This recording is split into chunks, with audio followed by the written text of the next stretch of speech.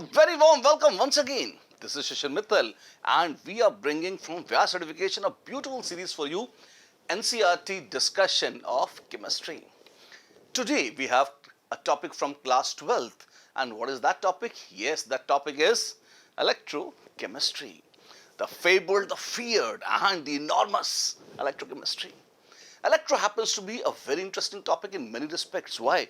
Because first of all, it is a deeply conceptual topic.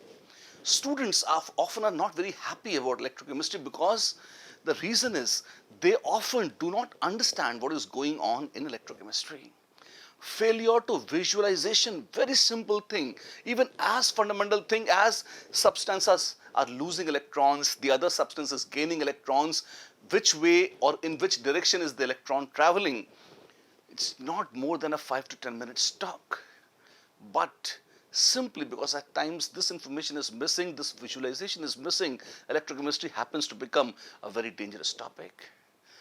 Today, our attempt is not only to discuss the NCERT electrochemistry, but also to demystify electrochemistry as far as I can via this discussion. Are you ready? There we go. Arrange the following metals in the order in which they displace each other from the solution of their salts. Now, you are supposed to arrange them in the order of their reactivity, the so-called activity series. Oh wow, and what is that? If you take a look, well, if you have copper, now copper happens to be a noble metal. That means copper ions very easily get reduced to copper, and copper is a little difficult to oxidize to copper plus 2. Amongst the remaining ones, magnesium is an S-block metal. S-block metals are most reactive and they give away electrons most easily. So can magnesium displace the other metal cations from their salt solutions? Easily. Wow. So the order in which they displace, well, magnesium most easily displaces everything. And then comes aluminium. And then comes zinc. And then iron, and last of all, copper. How did I write this? I remember a magical series called Electrochemical Series. And what is that series? Let me share the secret with you. It's hardly a secret, everybody knows it, but still, first of all, this is the answer. How do I get this answer? I get this answer from Electrochemical Series.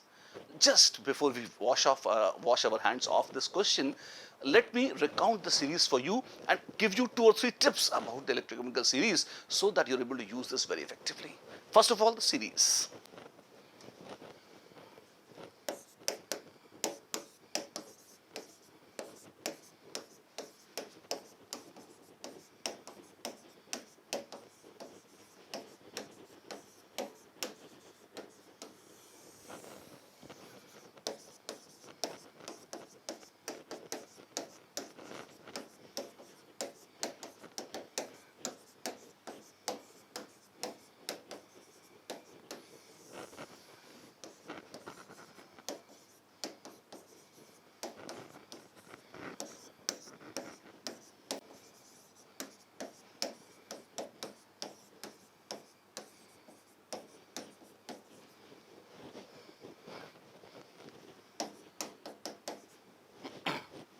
Oh wow, this is enormous series. Let me move myself away.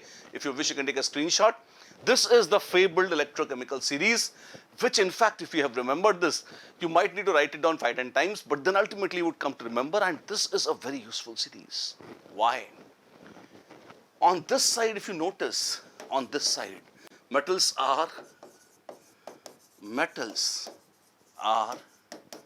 excellent reducing agents. So the most powerful reducing agent is lithium. Potassium is less, barium is lesser, strontium, calcium, sodium are successively less powerful as reducing agents, but nonetheless they are all good reducing agents, and the reducing power decreases. This is also the order of reducing power of metals. And this is something which we have used in solving this question. If you care to notice, we had magnesium, we had aluminium, we had zinc,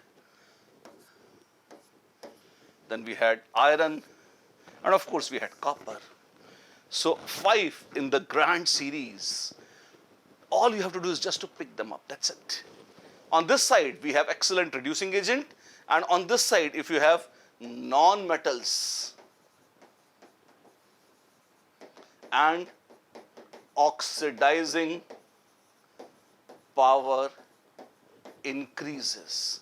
If you go on this side, you find reducing power of metals decreases and oxidizing power of non-metals increases.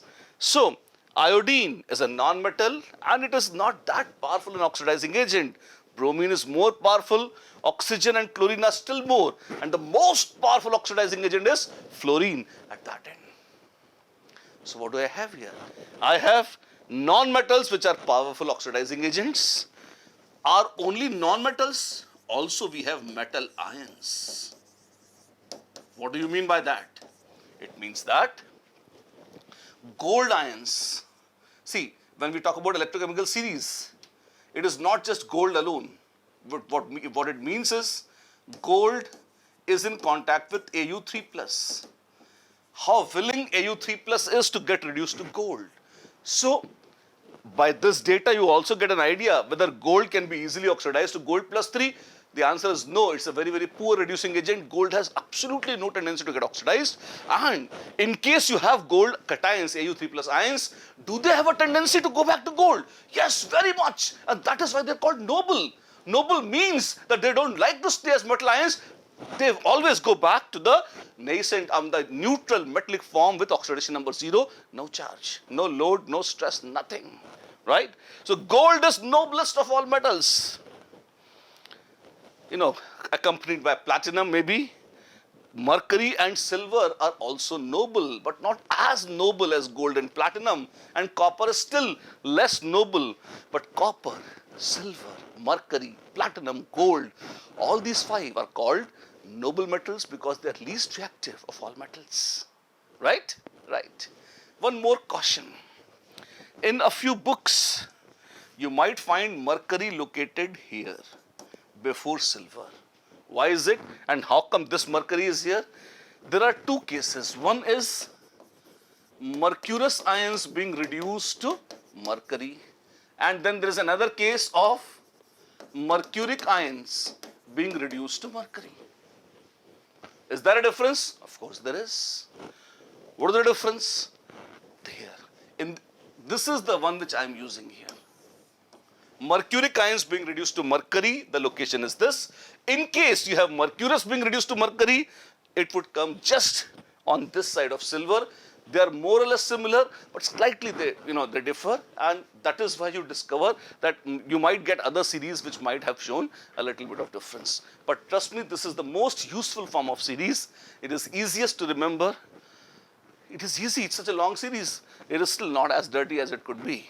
And yes, is it useful? It is very, very useful. So the first thing you should do is learn the series by heart. Done? Done.